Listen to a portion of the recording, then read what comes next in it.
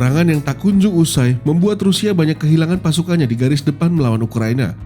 Untuk tetap menjaga kendali peperangan, Rusia terus merekrut masyarakat sipil untuk bergabung dalam pasukan militernya.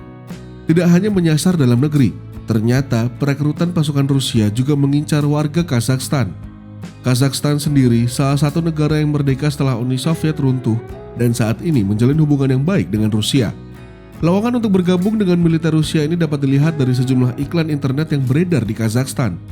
Dalam iklan tersebut, masyarakat Kazakhstan diiming-imingi imbalan saat pertama kali bergabung dengan militer Rusia sebesar 495.000 rubel atau sekitar 80 juta rupiah.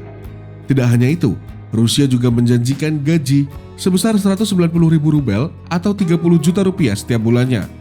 Sedangkan dalam hukum Kazakhstan, warga bergabung dengan militer di luar negeri untuk mendapatkan bayaran adalah tindakan ilegal. Di sisi lain, Rusia tengah mengalami krisis terkait minimnya tenaga kerja di bidang industri.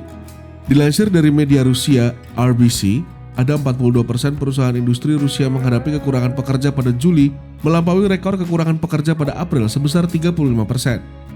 Bahkan dalam hasil survei ini, hanya ada 2% perusahaan yang menyatakan kelebihan tenaga kerja. Mengutip hasil survei, peningkatan pencari tenaga kerja telah dimulai pada September 2022 lalu. Pada saat itu juga, Presiden Vladimir Putin memutuskan untuk melakukan mobilisasi pasukannya untuk menambah jumlah personil yang berperang di Ukraina.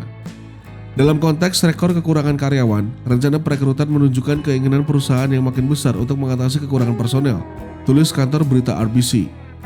Isu kekurangan tenaga kerja ini juga disampaikan oleh Bank Sentral Rusia yang menyatakan pada kuartal pertama 2023 Rusia mengalami kekurangan pekerja tertinggi sejak 1998.